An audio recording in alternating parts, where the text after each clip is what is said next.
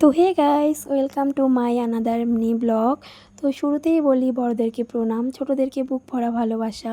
সেভাবেও আমাদের ঘোরাঘুরি এমনও একটা হয় না, কারণ হাজব্যান্ড সবসময় বাড়িতে থাকার সময় পায় না, ডিউটিতে থাকে। আর কাল হাজব্যান্ডেরও ডিউটি ছুটি ছিল, তাই বললো যে বাড়িতে বসে বসে বোর হচ্ছি, চলো কোথাও থেকে ঘুরে আসি।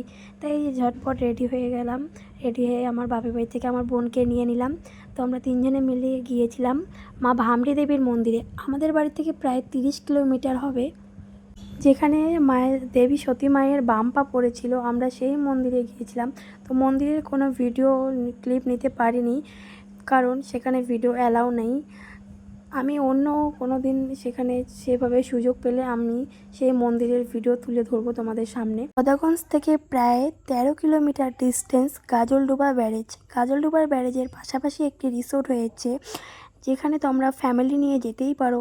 ভীষণই সুন্দর রিসোর্টটি।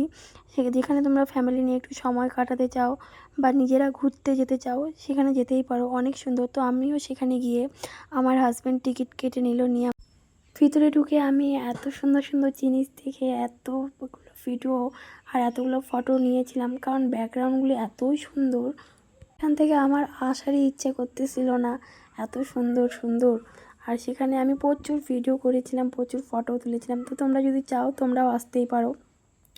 তো আমি তো তোমাদেরকে বললামই যে বদাগঞ্জ মন্দির থেকে প্রায় 13 কিলোমিটার দূরে গাজলডোবা ব্যারেজ। তো এই সেই গাজলডোবা ব্যারেজ তোমরা দেখে নাও, যেটাকে বলে ভোরের আলো।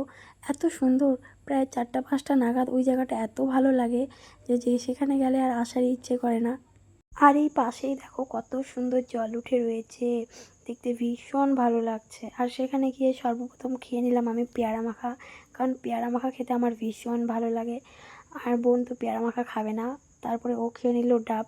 আর একটা জিনিস তোমরা লক্ষ্য করো, আমরা দুই বোন সেম সেম ড্রেস পরে গিয়েছিলাম, কারণ ওর ফোন দিয়ে ও অর্ডার করেছিল। আমি জানি না যে সেম জিনিস ও অর্ডার করেছিল, আর ও জানে না যে আমি অর্ডার করেছি। তাই একই দিনে একই সময় এসেছে, তাই ও বললো যে চল আজকে সেম সেম দুজনেই সাজি। তারপরে দুজনেই একই ড্রেস পরে চলে গিয়েছিলাম ঘুরতে। আর আমি ভিডিওটা আর বেশি বড় করছি না, এখানেই শেষ করছি। তো আমার চ্যানেলটাকে লাইক করতে, সাবস্ক্রাইব করতে ভুলবে না।